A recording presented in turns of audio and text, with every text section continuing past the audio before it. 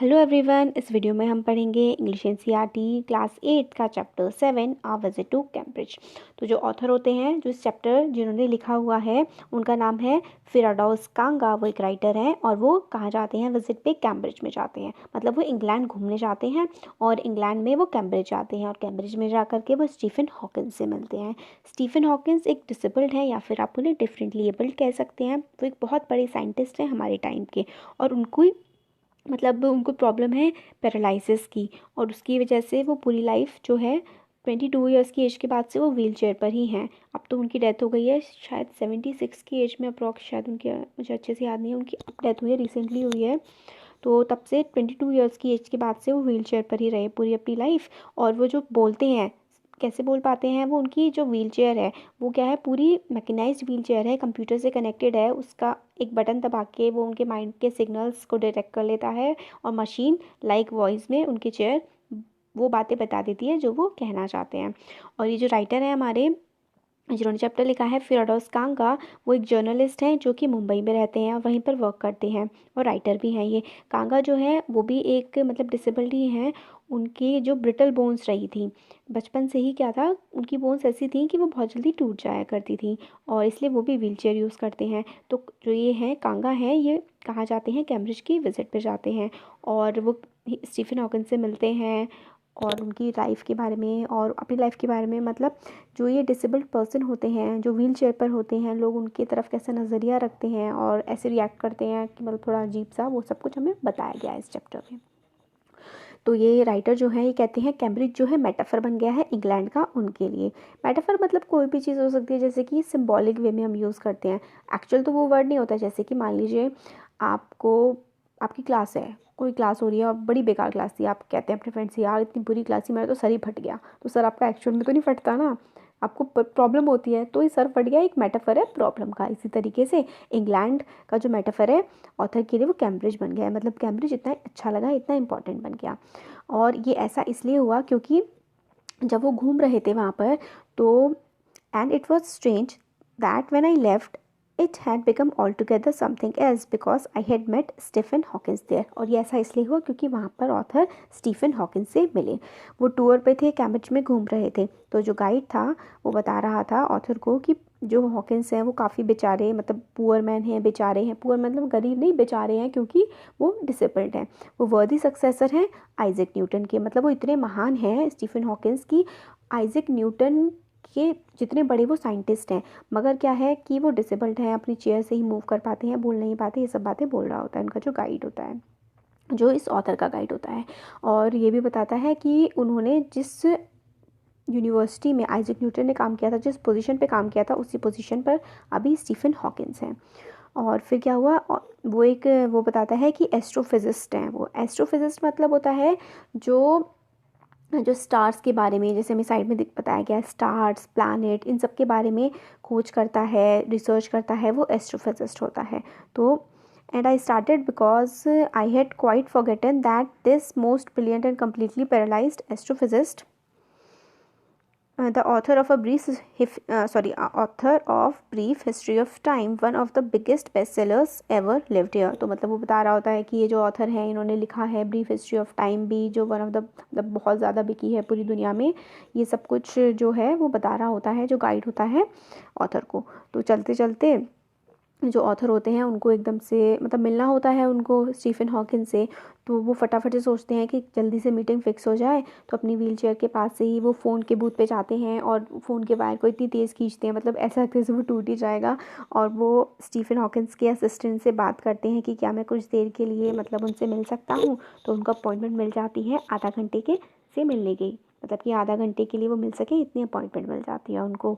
तो फिर वो मतलब जो स्टीफन हॉकिंस के असिस्टेंट से बात करते हैं, तब वो ये भी बताते हैं कि मतलब मैं व्हील चेयर पर आया हूँ इंडिया से और मुझे मतलब थोड़ा टाइम मिल जाएगा। तो फिर उनकी मीटिंग फ़िक्स हो जाती है और 3:30 से लेकर 4 आवर तक का, मतलब 3 साढ़े 3 बजे से 4 बजे तक का उनको टाइम मिल जाता है मिलने के लिए। फिर ऐसा बोलते हैं ऑथर कि सडनली वो पूरी बॉडी में वीक सा फील करने लगते हैं। वैसे तो पूरी अभी तक की लाइफ जो थी, हर जो नॉर्मल पर्सन होता था वो उनसे बोलता था कि वीक मत बनो, मतलब करेज रखो अपने मन में, साहस रखो, और इस तरीके की बातें हर नॉर्मल पर्सन जो उसकी बॉडी में कोई प्रॉब्लम नहीं है वो उनसे बोलता है, मगर वो हमेशा दिल से करेजियस ही थे। मगर अभी क्या हो रहा था, अभी उनको, क्योंकि वो खुद एक डिसेबल्ड थे ऑथर जो हैं हमारे, और वो स्टीफन हॉकिंस से मिलने जा रहे थे, वो भी डिसेबल्ड हैं, तो उनको थोड़ा सा वीकनेस, मतलब अजीब सा फील हो रहा था कि कैसे मिलेंगे, क्या होगा वो सब। फिर इसमें आगे कहते हैं, I haven't been brave, said his disembodied computer voice. The next afternoon, I have had no choice. Surely, I wanted to say, living creatively with the reality of his disintegrating body was a choice. मतलब वो ऐसे ही सोच रहे होते हैं कि जो मतलब स्टीफन हॉकिंस हैं वो पूरे अपनी मतलब जो लाइफ है उसमें अपने व्हील चेयर पर ही हैं, और कैसा मतलब ब्रेव फील करते होंगे या कैसा फील करते होंगे, अभी हम जब दोपहर में मिलेंगे क्या बातें होंगी, मतलब ये सब जो है ऑथर वो सब कुछ सोच रहे होते हैं। But I kept quiet because I felt guilty every time I spoke to him, forcing him to respond.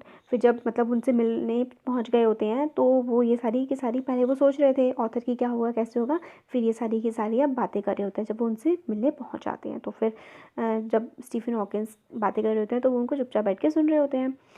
अब आगे है ये, हाँ, I spoke to him forcing him to respond. There he was, tapping at the little switch in his hand, trying to find the words on his computer with the only bit of movement left to him, his long pale fingers. मतलब जैसे कि मैंने starting में बताया था ना आपको कि वो अपनी चेयर की हेल्प से बोलते थे, उनकी चेयर पे बटन लगा हुआ था, उससे हल्की हल्की से अपनी उनकी फिंगर जो मूव कर पाती थी उसकी हेल्प से सही वर्ड को चुन रहे थे कि कौन सा वर्ड उन्हें बोलना है। तो वो सब जो देखा था ऑथर ने वो हमें डिस्क्राइब किया है उन्होंने चैप्टर में।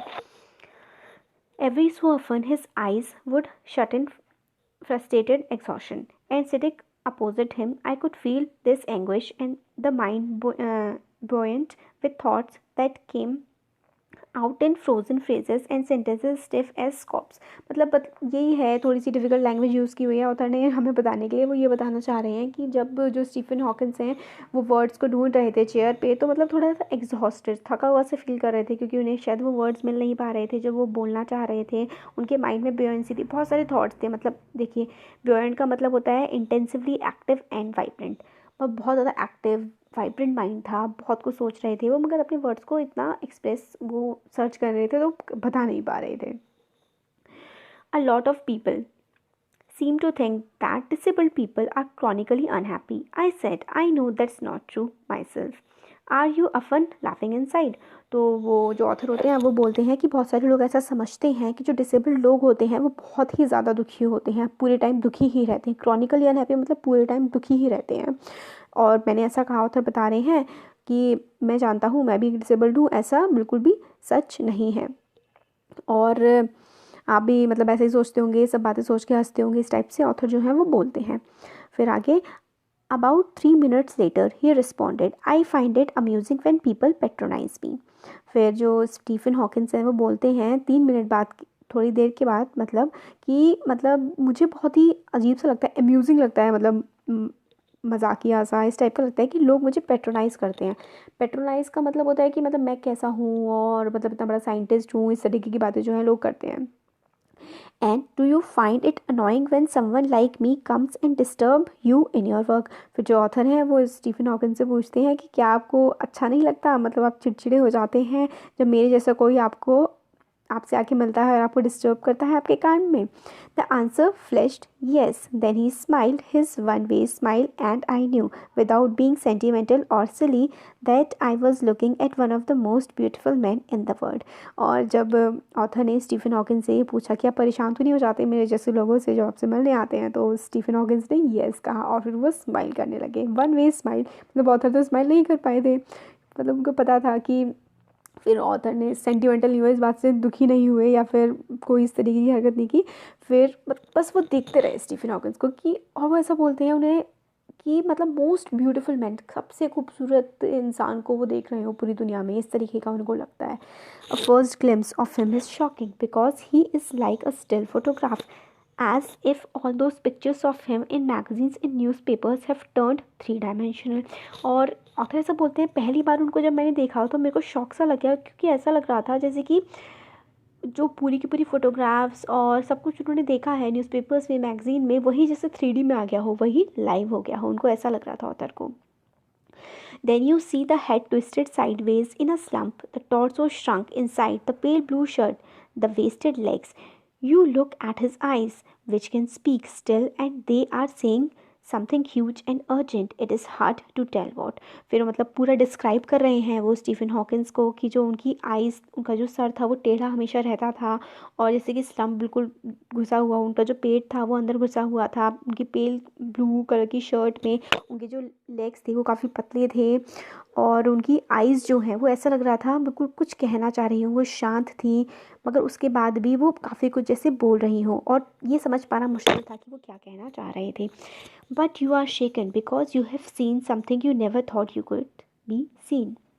तो मगर आपको मतलब उन्हें देख के ऐसा हैरानी होगी, धक्का लगेगा आपको, मतलब ऐसा लगेगा कि आप कुछ ऐसा देख रहे हो जो शायद आपने कभी सोचा ना हो कि आप देखेंगे। Before you like a lantern whose walls are worn so thin you glimpse only the light inside is the incandescence of a man. मतलब वो ऐसा बोल रहे हैं कि उससे पहले जैसे कि कोई लैंटर्न होती है ना, लाइट, जैसे लालटेन बोलते हैं हम लैंटर्न को हिंदी में, तो ऐसा लग रहा था जैसे कि आप किसी लालटेन को देख रहे हो जिसके अंदर से लाइट निकल रही है, और ऐसा ही मुझे मतलब देख के लग रहा था स्टीफन हॉकिंस को, जैसे कि मैं किसी लैंटर्न को देख रहा हूँ जिसमें से लाइट्स निकल रही हो, मतलब उनकी ग्लोरी को बता रहे हैं। स्टीफन हॉकिंस की जो पर्सनालिटी वो इतनी अच्छी थी, उसको कंपेयर किया है ऑथर ने मतलब एक उससे, लैंटर्न से। The body, almost irrelevant, exists only like a case made of shadows, so that I, no believer in eternal souls, know that this is what each of us is. Everything else an accessory. तो मतलब ऐसा वो आगे बता रहे हैं, काफ़ी ज़्यादा पोएटिक लैंग्वेज यूज़ किया है ऑथर ने, कि पूरा डिस्क्राइब कर रहे हैं मतलब ये जो है ना अभी स्टीफन हॉकिंस को, कि जो मैं, उनकी बॉडी जो है उसमें तो मतलब कुछ ऐसा इरेलीवेंट सी थी, कोई अच्छी नहीं थी, मगर उनकी जो बॉडी की जो शेडो थी, मतलब उनकी जो ऑरा थी ना, वो बहुत ही ज़्यादा गजब की थी। और मेरे को तो ऐसा बिलीव नहीं है, राइटर बोल रहे हैं कि एटर्नल सोल की हमारी जो आत्मा है वो हमेशा रहती हो, ऐसा मैं बिलीव नहीं करता हूँ, मगर कुछ तो था, मतलब कि हम लोग हैं, हमारी बॉडी है, हमारी एसेसरी है, मगर इन सब में कुछ ना कुछ तो स्पेशल था। What do you think is the best thing about being disabled? I had asked him earlier. फिर जो ऑथर हैं वो बोलते हैं उनसे कि आपको क्या लगता है कि बेस्ट थिंग क्या है डिसेबल्ड होने में। फिर आंसर मिलता है I don't think there is anything good about being disabled. तो स्टीफन हॉकिंस बोलते हैं मुझे नहीं लगता कि कुछ भी अच्छा होता है डिसेबल्ड होने में। I think I said you do discover how much kindness there is in the world. फिर वो बोलते हैं कि मतलब जो ऑथर हैं वो बोलते हैं कि मुझे ऐसा लगता है कि आप डिसेबल्ड होके ये पता लगा सकते हैं कि पूरी दुनिया में कितनी काइंडनेस है या फिर दया है। वो बोलते हैं yes he said it was a disadvantage of his voice synthesiser that it could convey no inflection, no shades or tone, and I could not tell how enthusiastically he agreed with me. तो फिर इस बात पे वो बोलते हैं जो author होते हैं कि ऑथर नहीं, अब स्टीफन हॉकिंस बोल रहे हैं कि जो ये मेरी वो है व्हील चेयर, इसका डिसएडवांटेज ये है कि वॉइस सिंथेसाइज़र है, वॉइस को कन्वर्ट कर देती है मशीन लैंग्वेज में। तो मैं ये नहीं बता पाता हूँ कि मैं क्या सोच रहा हूँ, किस भाव से हम लोग, जैसे हमारे जो एक्सप्रेशंस है वो चेंज होते हैं तो उसके हिसाब से हमारी वॉइस की टोन भी चेंज होती है ना। तो स्टीफन हॉकिंस तो एक मशीन के थ्रू बोलते हैं, तो उनकी वॉइस में इस तरीके के चेंजेस नहीं आ पाते। तो वो यही बोल रहे होते हैं कि मैं ये नहीं शो कर पाता हूँ कि कितना एंथुसियास्टिकली मैं आपकी बात से इस बात पे एग्री कर रहा हूँ कि वर्ड में हमें काइंडनेस का पता लगता है, मतलब एक डिसेबल्ड पर्सन को इस बात का ज़्यादा पता लगता है। Every time I shifted in my chair और turned my waist to watch the time I wanted to make every one of our 30 minutes count. I felt a huge relief and exhilaration in the possibilities of my life. फिर वो बोलते हैं हर बार जब भी मैं chair पे turn होता हूँ अपनी वॉच में मतलब टाइम देखता हूँ, मैं चाहता हूँ I wanted to make every one of our 30 minutes count. मैं चाहता हूँ कि हमारे जो ये टाइम है 30 मिनट्स है ना, इसको मैं इस तरीके का बनाना चाहता हूँ कि कुछ ना कुछ इसमें अच्छा हो पाए, कि कुछ स्पेशल हो पाए। I felt a huge relief and acceleration in the possibility of my body. फिर वो बोलते हैं कि मुझे काफ़ी ज़्यादा रिलीफ मिलता है ये कि मेरी बॉडी में कुछ पॉसिबिलिटीज़ हैं कि मैं कुछ कर सकता हूँ। How little it mattered then that I would never walk और इवन स्टैंड। तो फिर वो आगे बोलते हैं स्टीफन हॉकिंस की इस बात से कोई मतलब नहीं फ़र्क पड़ता है कि मैं बोल नहीं पाऊँगा या कभी भी खड़ा नहीं हो पाऊँगा। वो यही बोलते हैं कि ह्यूमन बॉडी में ये पॉसिबिलिटी है, हमारे माइंड में। वो फ़िलहाल अपने माइंड की पॉसिबिलिटी के बारे में बात कर रहे हैं कि किस तरीके से उनकी थॉट्स से वो चीज़ों को डिस्कवर कर सकते हैं, और वो ये उनको इस बात से प्रॉब्लम नहीं है कि वो कभी बोल नहीं पाएंगे या फिर कभी भी चल नहीं पाएंगे। I told him how he had been an inspiration beyond glitch for me and surely for others. Did that thought help him? फिर वैसा बोलते हैं, मतलब ऑथर बोल रहे हैं स्टीफन हॉकिंस से कि जो थॉट है, मतलब लोग उनको, स्टीफन हॉकिंस को भी पता है कि वो कितनी बड़ी इंस्पिरेशन है पूरी दुनिया के लिए, तो क्या ये जो थॉट है वो स्टीफन हॉकिंस को हेल्प करती है? तो वो बोलते हैं no. He said I thought how foolish I was to ask when your body is a claustrophobic room and the walls are growing narrower day by day. It doesn't do much good to know that there are people outside smiling with admiration to see you breathing still. तो फिर वो इस बात पे बोलते हैं, cliché का मतलब देख लेते हैं, फ्रेज और idea use so often that it loses it's meaning. मतलब कोई चीज़ बार बार कही जा रही है तो मतलब उसका मतलब ही ख़त्म हो जाता है। और क्लेस्ट्रोफोबिक का मतलब होता है वेरी स्मॉल एंड सफोकेटिंग, मतलब वो जो बहुत ही छोटा हो और जिसमें थोड़ी सी घुटन हो रही हो। तो स्टीफन हॉकिन, मतलब जब ऑथर उनसे पूछते हैं कि आप ये जो थॉट है कि लोग आपको बहुत ज़्यादा एडमायर करते हैं, बहुत ज़्यादा पसंद करते हैं, क्या इस बात से आपको अच्छा लगता है, हेल्प मिलती है? तो स्टीफन हॉकिन मना कर देते हैं कि मतलब I thought how foolish I was to ask, वो मना कर देते हैं बिल्कुल कि नहीं ऐसा नहीं है। तो फिर ऑथर को लगता है कि मैं कितना बेवकूफ़ हूँ जो ये बात मैंने पूछी है। फिर वो बोलते हैं कि जब आपकी जो बॉडी है वो ऐसी हो गई है जो बहुत ही छोटी है और आप रूम में रहते हैं जो बहुत ही सफोकेटिंग है, तो ये जो दुनिया में लोग आपके बारे में क्या बात कर रहे हैं, क्या सोच रहे हैं, इस बात से जनरली फ़र्क फिर नहीं पड़ता है। Is there any advice, is there, फिर बोलते हैं कि क्या आप कोई एडवाइस जो है आप देना चाहेंगे डिसेबल्ड लोगों को, something that my help make life better, मतलब आप डिसेबल्ड लोगों को एडवाइस देना चाहेंगे जिससे उनकी लाइफ जो है थोड़ी बेटर हो पाए। तो वो बोलते हैं Stephen Hawkin, they should concentrate on what they are good at. I think things like the disabled Olympics are a waste of time. तो वो स्टीफन हॉकिन जो है वो रिप्लाई करते हैं कि डिसेबल्ड लोग जो हैं उनको इस बात पे कंसंट्रेट करना चाहिए कि वो किस चीज़ में अच्छे हैं, और ये जो डिसेबल्ड ओलंपिक्स वगैरह है ये सारी की चीज़ें वेस्ट ऑफ टाइम है।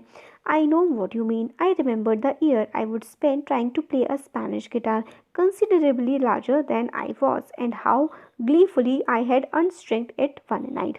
फिर जो ऑथर होते हैं वो स्टीफन हॉकिंग की इस बात से अग्री करते हुए रिप्लाई करते हैं कि मुझे याद है कई साल पहले मैं ट्राई कर रहा था सीखने का स्पेनिश गिटार, जो कि इतना बड़ा था कि मतलब मेरे साइज से भी ज़्यादा बड़ा था, और एक दिन मैंने बहुत ही ग्लीफुली, मतलब बहुत ही खुशी से उसको तोड़ दिया रात के टाइम।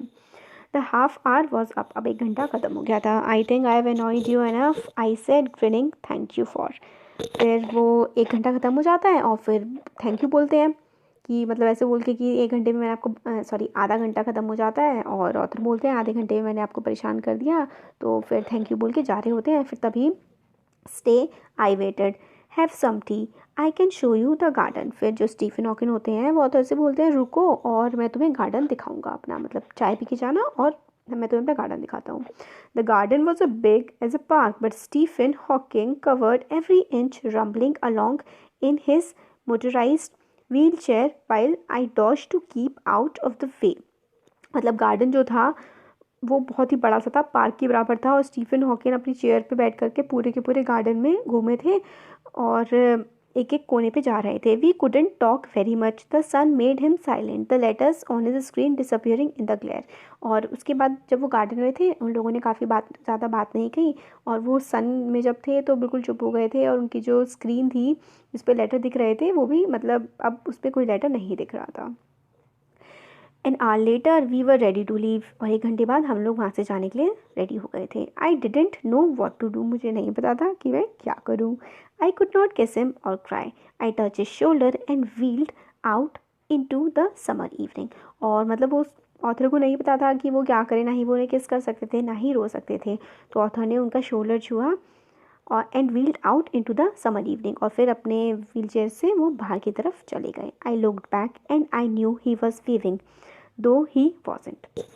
और फिर ऑथर कहते हैं कि उन्होंने पीछे मुड़ के देखा और मतलब वो जानते थे कि वो उन्हें वेव कर रहे हैं स्टीफन हॉकिंग, मतलब वो स्टीफन हॉकिंग की बॉडी तो हिल नहीं सकती थी ना, मगर ऑथर कहते हैं कि मन ही मन ज़रूर वो मुझे मतलब वेव कर रहे थे। जब मैंने पीछे मुड़ के देखा वो नहीं कर रहे थे, क्योंकि वो कर ही नहीं सकते थे ना। Watching him an embodiment of my bravest self, the one I was moving towards, the one I had only believed in for so many years alone. I knew that my journey was over for now. फिर मतलब वो यही कहते हैं, जाते हुए मैं मतलब उनको ब्रेवेस्ट थे, मतलब जितने भी लोगों से अभी तक वो मिले थे, स्टीफन हॉकिंस उनमें से सबसे ज़्यादा ब्रेव थे, और मैंने बिलीव किया था बहुत सारे सालों से alone. I knew that my journey was over for now, मतलब फिर वो कहते हैं कि मेरे को अभी तक के लिए जो मेरी जर्नी थी उनसे मिलने की वो अभी ख़त्म हो गई है। काफ़ी ज़्यादा पोएटिक लैंग्वेज थी इस चैप्टर में। तो समरी यही है कि जो ऑथर थे वो गए थे कहाँ पर, कैम्ब्रिज में, और वो स्टीफन हॉकिंस से मिले, उनके बीच में क्या कन्वर्सेशन हुआ वो सारा का सारा हमने पढ़ा। और फिर उसके बाद ऑथर ने एक आधा घंटे का टाइम लिया था, फिर उनसे बात कर रहे थे कि आप डिसेबल लोगों के बारे में क्या सोचते हैं, उनको क्या करना चाहिए क्या नहीं करना चाहिए। स्टीफन हॉकिंस बोलते हैं उन्हें अपनी टैलेंट्स पे ध्यान देना चाहिए, और ओलंपिक्स, डिसेबल्ड वाले ओलंपिक्स बेकार हैं, किसी काम के नहीं हैं। फिर आगे जब वो एक आधा घंटा ख़त्म हो जाता है तो ऑथर जा रहे होते हैं वहाँ से, फिर स्टीफन हॉकिंस उनको रोकते हैं और कहते हैं कि चाय पी के जाना। फिर वो उन्हें उनके गार्डन में लेके जाते हैं। फिर 1 घंटे बाद जो ऑथर है वो वहाँ से वापस आ जाते हैं, और फिर वो उनको लगता है कि वो मतलब सबसे ज़्यादा ब्रेवेस्ट पर्सन से मिले हैं। यही सब है इस पूरे चैप्टर में। थोड़ा अजीब सा चैप्टर था बट हो गया ख़त्म। तो थैंक यू सो मच।